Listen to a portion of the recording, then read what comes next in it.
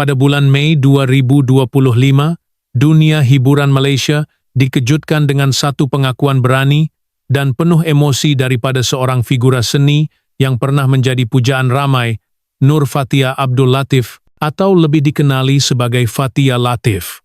Dikala ramai selebriti memilih untuk menyembunyikan kelemahan dan kesakitan mereka di balik kemilau lampu kamera, Fathia memilih jalan yang paling sunyi tetapi paling jujur.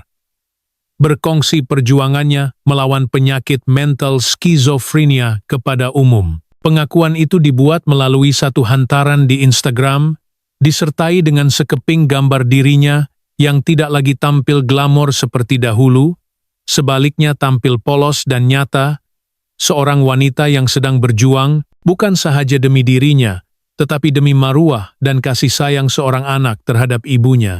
Skizofrenia, satu istilah yang sering disalaherti masyarakat, satu realiti yang menakutkan bagi sesiapa yang mengalaminya. Ia bukan sekadar penyakit biasa.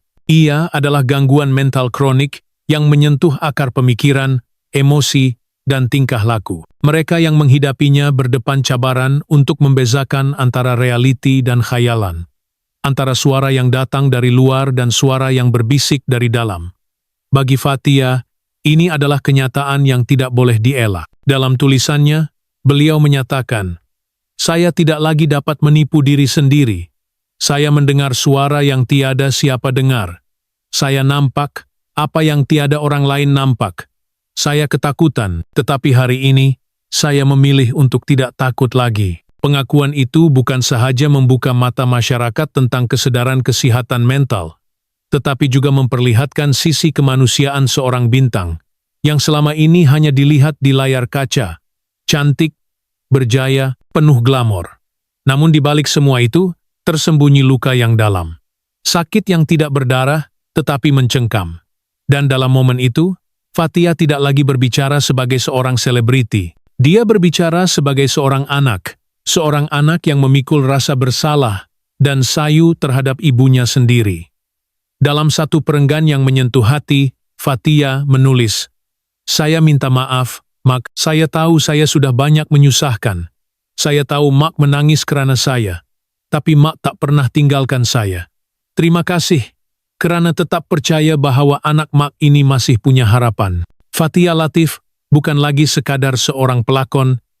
Dalam diam, dia telah menjelma sebagai simbol kekuatan dan kejujuran. Ketika ramai memilih untuk menutup luka dan berpura-pura kuat, dia memilih untuk membuka luka itu kepada dunia, bukan untuk simpati, tetapi untuk inspirasi. Dalam kehidupannya yang semakin rumit, bukan sahaja dengan tekanan mental, tetapi juga keadaan fisikal yang semakin merosot akibat penyakit-penyakit lain yang datang silih berganti, Fathia tetap berdiri. Tubuhnya semakin lemah, katanya, tetapi jiwanya mula tumbuh akar kekuatan baru. Setiap hari adalah pertempuran, tetapi dia tidak mau lagi bersembunyi dari medan perang itu.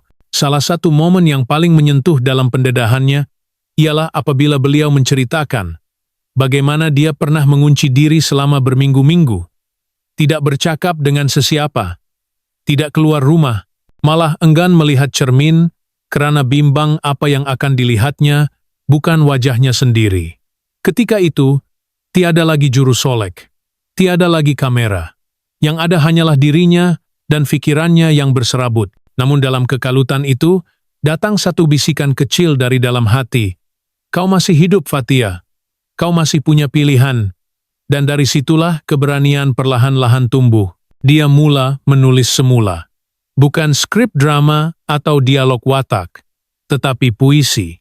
Puisi tentang kesunyian, tentang ibu, tentang mimpi-mimpi yang kabur, tentang suara-suara yang datang tanpa diundang. Salah satu puisi yang dikongsikannya berbunyi, "Dalam sunyi, aku jumpa bayangku, tapi dia tak mahu bersuara. Dalam gelap, aku dengar namaku, tapi lidahku terkunci 1000 bahasa. Mak, maafkan aku, jika esok aku bukan aku." Puisi itu tular dalam kalangan peminat dan penyokongnya, yang melihat sisi puitis dan rapuh seorang wanita yang suatu ketika dahulu dikenali dengan keberaniannya di pentas seni. Kini, keberaniannya itu diuji di pentas yang jauh lebih besar. pentas kehidupan yang sebenar, yang tidak ada pengarah, tidak ada cut, tidak ada skrip yang boleh diubah. Dalam satu sesi siaran langsung yang diadakan beberapa hari selepas pendedahan tersebut, Fathia tampil dengan wajah yang lebih tenang. Suaranya tidak lagi bergetar seperti sebelumnya. Dia berbicara tentang rutin harian yang kini berpusat kepada rawatan, meditasi, dan terapi. Dia menunjukkan sebuah jurnal kecil yang menjadi teman setianya, tempat dia melukis emosi dan mencatat mimpi-mimpi aneh yang datang waktu malam. Menurutnya, ia adalah cara untuk memahami dan berdamai dengan pikirannya sendiri. Skizofrenia ini bukan hukuman, katanya sambil tersenyum. Ia satu bentuk ujian. Dan mungkin, ia juga satu bentuk seni yang sangat abstrak. Satu lukisan yang hanya aku dan Tuhan yang faham. Kata-kata itu menyentuh banyak jiwa. Rama yang tidak pernah melihat penyakit mental dari lensa yang seindah itu. Dan dari situlah Ramai mula menghargai keberadaan Fathia bukan hanya sebagai selebriti, tetapi sebagai suara untuk ribuan, mungkin jutaan, individu di luar sana yang berjuang dalam diam. Fathia Latif kini bukan sekadar pelakon dengan paras rupa menawan dan bakat yang pernah menggegar industri lakonan tanah air. Dia telah menjadi wajah kepada satu pergerakan untuk berani bersuara, untuk berani mencintai diri sendiri walau dalam keadaan paling sukar, dan untuk berani memaafkan diri walau dunia terus menghakimi. Dia tidak minta dikasihani. Dia hanya minta difahami. Dalam dunia yang sering memperlekehkan penderitaan dalaman, Fathia tampil sebagai suara jujur yang berkata, "Kita semua punya luka. Bezanya, ada yang berdarah di luar. Aku berdarah di dalam." Dan dengan itu, Fathia terus melangkah. Ketika malam menjelang, di satu sudut rumah yang sederhana di Petaling Jaya, sebatang lilin wangi dinyalakan oleh tangan yang pernah memegang skrip-skrip besar di set penggambaran. Tangan itu kini sedikit bergetar, namun tetap tegar mencatat sesuatu di halaman buku nota lusuh berwarna biru tua. Buku yang menjadi saksi perjalanan batin seorang wanita bernama Fathia Latif. Suara detik jam terdengar jelas di ruang tamu yang tenang. Di atas meja kecil berlapik kain batik usang, ada segelas air suam, sebotol ubat berlabel antipsikotik, dan bingkai gambar lama, gambar Fathia bersama ibunya ketika masih remaja, senyum lebar, mata bercahaya. Tetapi kini, mata itu sudah sering terlihat letih, namun tidak pernah padam. Ada bara kecil yang masih menyala di dasar hatinya. Fathia menyelak helaian jurnal dan menulis perlahan dengan pen biru, "Hari ke-9. Aku dengar suara lelaki tua lagi. Dia suruh aku jangan percaya pada orang. Tapi aku berjanji pada diriku hari ini untuk diam dan hanya mendengar suara sendiri. Bukan suaranya, bukan bayangnya." Perenggan ringkas itu menjadi saksi pertempuran sunyi yang dia lalui saban hari. Setiap suara yang muncul, setiap bisikan ganjil yang datang, Fathia sudah belajar menulisnya, bukan melawannya. Dia sudah terlalu letih untuk melawan, tetapi dia cukup kuat untuk menghadapinya dengan pena. Ibunya, Puan Azizah, kini sudah berumur 63 tahun, sering duduk di sofa mengait benang sambil mengintai anak perempuannya dari balik cermin. Dia tidak banyak berkata, hanya memerhati. Tetapi kasih sayangnya menjelma dalam bentuk makanan yang dimasak diam-diam, doa dalam tahajud yang tidak pernah putus, dan pelukan kecil ketika Fathia terbangun dari mimpi buruk. Kadangkala, pada tengah malam, Fathia keluar ke beranda rumah. Dia duduk di kerusi plastik, menyelubungi tubuh dengan selimut tebal, dan menatap langit. Ada kalanya, dia berbicara perlahan kepada bintang, bukan sebagai selebriti, bukan sebagai pesakit, tapi sebagai seorang wanita yang mencari makna dalam keheningan.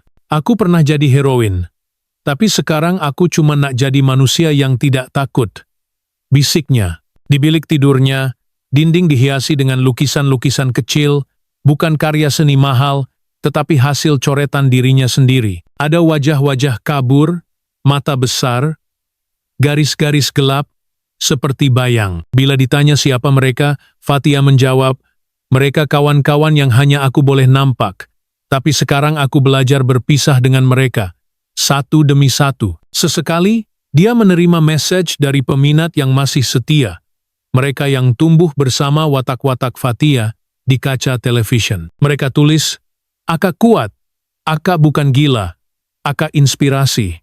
Dan setiap kali itu, Fathia hanya tersenyum, tidak sombong, tidak bangga. Hanya senyum sebagai tanda syukur karena masih ada suara-suara sebenar yang datang dari luar, bukan hanya dari dalam pikirannya. Setiap pagi, sebelum mengambil ubat, Fathia akan berdiri di depan cermin dan berkata perlahan, "Assalamualaikum Fathia, hari ini kita hidup lagi. Tak mengapa kalau perlahan, janji masih bergerak." Itulah mantra yang dia ciptakan sendiri. Tiada pakar psikiatri yang ajar, tiada guru yoga yang bisik. Ia lahir dari keperluan untuk bertahan. Kadangkala, dia akan mengimbas semula zaman kegemilangan. Waktu namanya disebut-sebut di karpet merah, dipanggil oleh pengarah-pengarah besar, digilai peminat, dan wajahnya terpampang di papan iklan. Tetapi kini, dia lebih rindu akan suara azan subuh yang jelas masuk ke bilik, bau roti bakar yang dibakar ibunya, dan keheningan rumah kecil itu yang tidak lagi menakutkan seperti dulu. Tahun 2025 membawa banyak perubahan kepada Fathia. Badannya tidak sekuat dahulu, penyakit tiroidnya membuatkan dia mudah lesu, ada kalanya penglihatannya kabur, dan berat badannya turun mendadak. Tetapi dia tidak lagi mengukur nilai dirinya dari bentuk fisikal. Dia sudah melepasi fase membandingkan diri dengan selebriti lain. Dia kini memilih untuk menjadi tenang, walau belum sepenuhnya damai. Fathia pernah mencoba melukis semula, sesuatu yang dia tinggalkan sejak remaja. Di satu sudut bilik, ada meja kecil penuh dengan warna air, berus cat, dan tisu-tisu berlumuran warna. Dia melukis wajah ibunya, rumah impiannya, dan kadangkala dirinya sendiri dengan mata tertutup. Katanya, "Supaya aku belajar melihat dari dalam, bukan dari luar." Tetamu yang datang ke rumahnya akan disambut dengan aroma daun pandan dan lagu-lagu klasik P. Ramlee yang berkumandang lembut dari radio lama. Fathia tidak banyak bercakap, tetapi bila dia berbicara, setiap kata terasa seperti puisi yang dituturkan perlahan. Sesekali dia tertawa kecil, dan semua orang di ruang itu akan diam. Bukan karena takut, tetapi karena mereka sadar, tawa itu mahal. Dia kini menjadi penyair senyap di kalangan kawan rapatnya. Mereka sering mengulang kata-kata Fathia dalam perbualan harian, seperti mantra. Kata-katanya bukan nasihat, tetapi pengingat bahwa dalam dunia yang hingar-bingar ini, ada kekuatan dalam diam. Dalam satu sesi terapi seni yang dia ikuti di sebuah pusat komuniti di Bangsar, Fathia pernah berkata kepada fasilitatornya, "Saya mahu lakon semula, tapi bukan di kaca TV. Saya nak lakon jadi anak yang tidak lagi buat ibu menangis." Kata-kata itu membuat semua yang hadir senyap, seolah-olah mereka melihat seorang pelakon yang sedang membawakan watak paling jujur dalam hidupnya. Watak seorang anak yang coba menebus kesilapan, bukan dengan kata maaf, tetapi dengan hidup yang lebih bermakna. Fathia tahu perjalanan ini panjang. Dia tahu suara-suara itu mungkin tidak akan pernah hilang sepenuhnya, tapi dia juga tahu, dalam setiap detik dia memilih untuk terus hidup, dia sedang memberi harapan kepada orang lain. Harapan bahwa skizofrenia bukan penamat, ia mungkin noktah sementara dalam ayat panjang kehidupan, tapi selagi pena masih menulis, cerita itu belum selesai. Dan malam itu, sebelum menutup jurnalnya, Fathia menulis satu baris yang menggigilkan, "Mak, kalau satu hari nanti aku diam, tolong peluk aku. Mungkin itu bukan aku, tapi jangan takut. Aku masih ada." Dalam diam, dia tutup lampu. Hanya cahaya bulan menemani. Di luar, dunia terus berputar. Tetapi di dalam rumah kecil itu, sebuah hati sedang belajar berdamai, perlahan, setia, dan benar-benar hidup. Malam demi malam, suara-suara itu tidak pernah benar-benar lenyap. Ada masanya mereka membisik lembut, seperti angin menari di celah dedaunan. Ada pula masanya, mereka menjerit nyaring dalam gelap, menggema dalam dinding pikiran yang sempit, menggoncang tidur Fathia, hingga dia terjaga dengan peluh dingin menitis dari pelipis. Dalam kelam bilik itu, dia memegang dadanya. Terasa jantungnya berdegup tidak menentu, seolah-olah tubuhnya ingin memberontak. melepaskan sesuatu yang tidak mampu dijelaskan. Tetapi yang aneh, Fathia tidak lagi menangis seperti dulu. Dia hanya duduk, memandang sailing kosong, lalu mula menulis sesuatu pada tapak tangannya dengan jari, seolah-olah sedang menghafal mantra diam. Tiada siapa tahu makna sebenar gerakan itu, termasuk ibunya, yang semakin resah tetapi tidak mahu bertanya lebih. Mungkin karena dia tahu, ada jawaban yang lebih menakutkan daripada persoalan itu sendiri. Beberapa hari selepas satu serangan panik yang tidak dijangka, Fathia berhenti menjawab message dari rakan-rakan lamanya. Telepon bimbitnya sering berada dalam mode senyap dan hanya digunakan bila perlu. Dia juga berhenti menulis di Instagram, menghentikan segala bentuk komunikasi yang dahulu menjadi tempat dia mencurah isi hati. Peminat mula bertanya, mula membuat spekulasi, tetapi tiada siapa dapat benar-benar menebak apa yang sedang berlaku di balik pintu rumah itu. Ibunya perasan sesuatu yang berubah. Fathia kini sering berbual sendirian di ruang tamu sambil memegang sehelai kertas putih kosong. Kadang-kadang dia ketawa kecil, kadang-kadang dia terdiam lama seperti mendengar sesuatu. Ketika ditanya, dia hanya menjawab, "Saya sedang baca surat daripada mereka." Siapa mereka? Tiada siapa yang tahu. Namun tatapan matanya saat berkata begitu, ia bukan tatapan orang yang bergurau. Di meja solek yang sudah tidak lagi dipenuhi alat kosmetik, hanya ada sebiji cermin kecil. Cermin itu retak sedikit di penjuru kiri. Retakan halus, tetapi cukup untuk membelah bayang menjadi dua. Fathia kerap duduk di hadapan cermin itu, memandang dirinya selama berjam-jam. Kadangkala dia menunduk, lalu menulis sesuatu pada kertas di pangkuannya. Apabila ditanya, dia tidak pernah menjelaskan apa yang ditulis. Suatu hari, ibunya coba melihat. Hanya untuk mendapati helaian-helaian itu dipenuhi dengan simbol-simbol ganjil, baris-baris aksara yang tidak menyerupai apa-apa bahasa yang dikenal. Di dapur, Fathia mula menggantungkan bunga kering, lavender, mawar, melati, di atas pintu dan tingkap, katanya untuk menenangkan suara. Ibunya hanya menurut, diam-diam menyimpan doa, agar ini semua adalah fasa sementara. Tetapi jauh di dalam hati, dia tahu, ini bukan permulaan, dan mungkin juga bukan pengakhiran. Suatu malam, ketika bulan penuh menyinari halaman rumah, Fathia keluar membawa sehelai kertas yang telah dilipat kecil. Dia duduk di bawah pohon jambu yang telah tua di belakang rumah. Di situ, dia membakar kertas itu dengan lilin kecil yang dibawanya. Api menyala perlahan, dan asapnya naik membentuk lingkaran aneh, atau mungkin itu hanya bayang dari imajinasi seorang ibu yang memerhati dari jendela, tidak berani menegur. Keesokan harinya, Fathia tidak menyebut tentang insiden itu, seolah-olah ia tidak pernah berlaku. Beberapa hari kemudian, dia mula menyusun semula bilik lamanya, bilik yang pernah menjadi tempat bermain semasa kecil.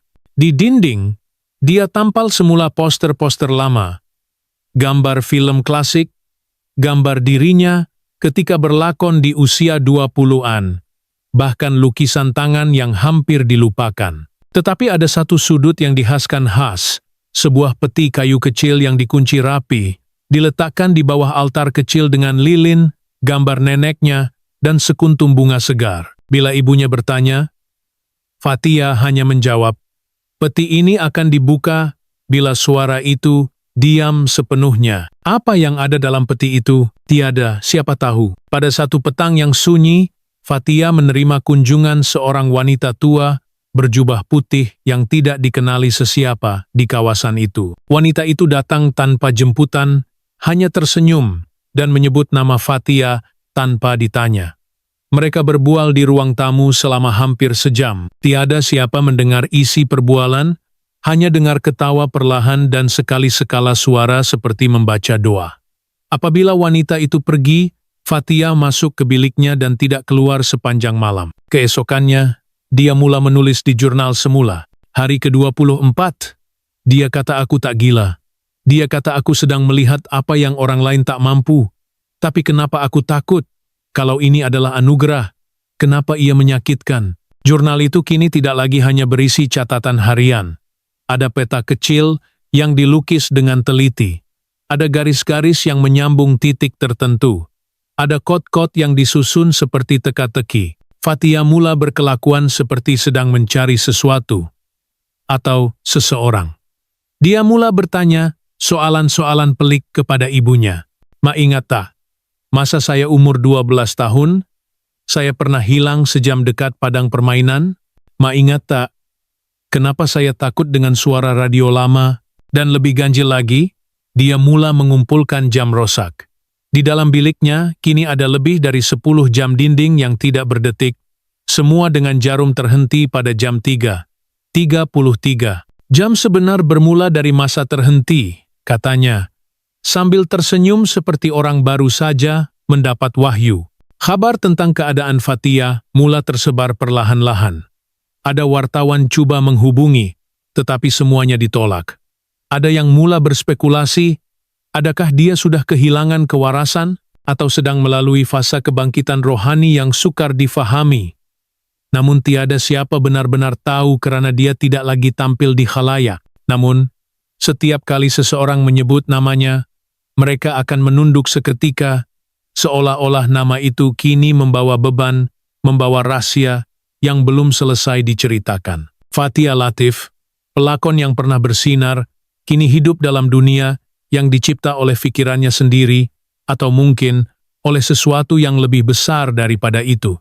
Sesuatu yang tidak bernama, sesuatu yang hanya dia boleh fahami. Dalam diam, dia mencari.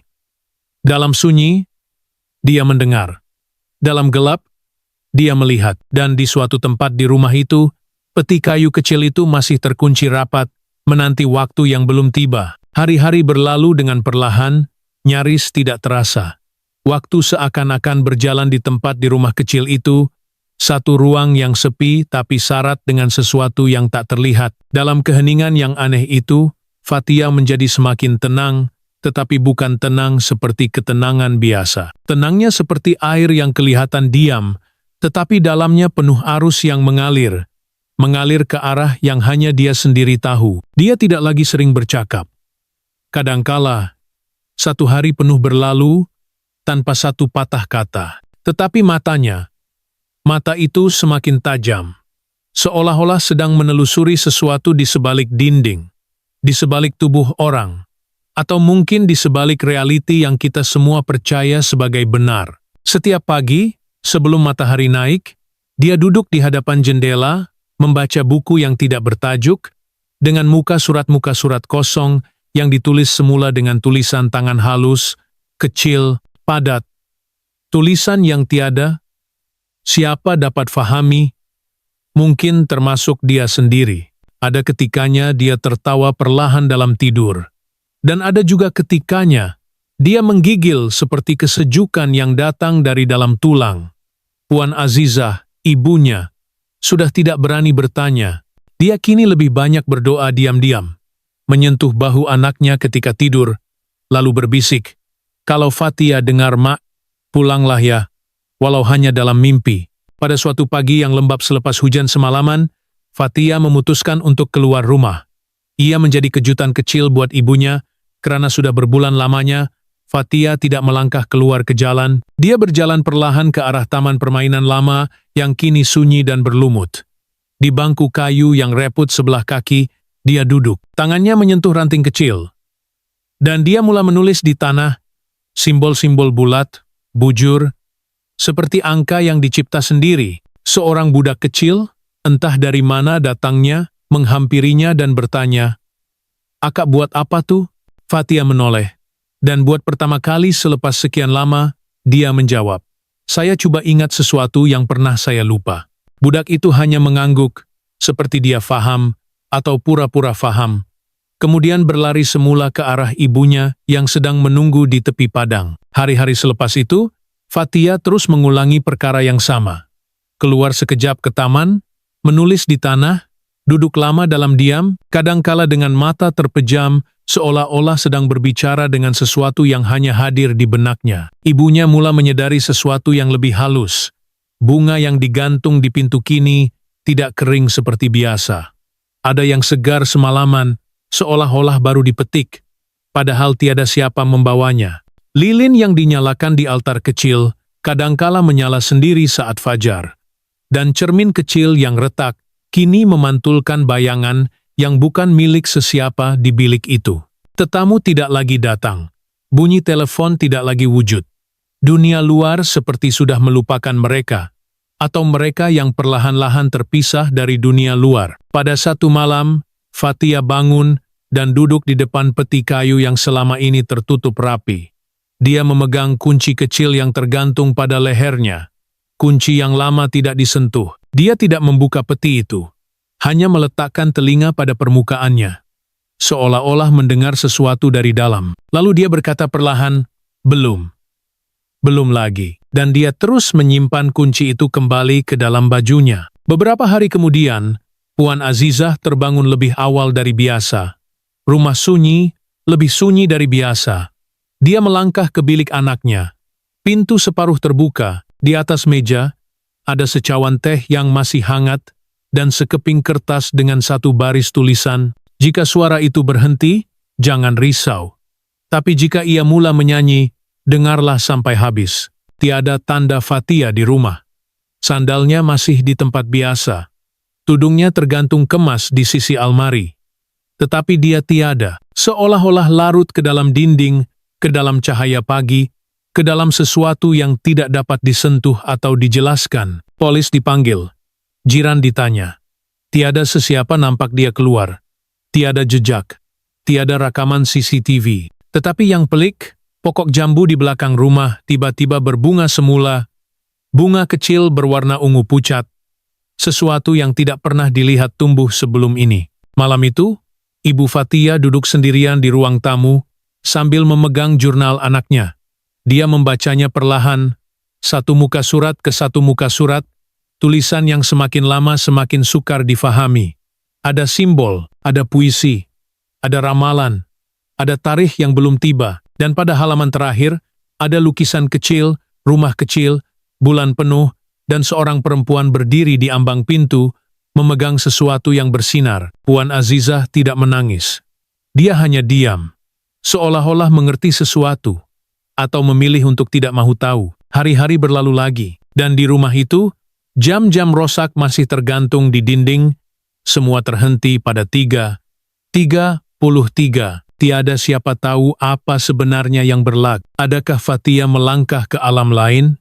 Adakah dia memilih untuk melepaskan diri dari segala bentuk realiti yang menyakitkan? Atau adakah dia akhirnya mencapai suatu bentuk pemahaman yang hanya bisa dicapai oleh jiwa-jiwa yang benar-benar hancur dan dibina semula? Peti kayu itu masih belum dibuka. Kunci itu entah di mana.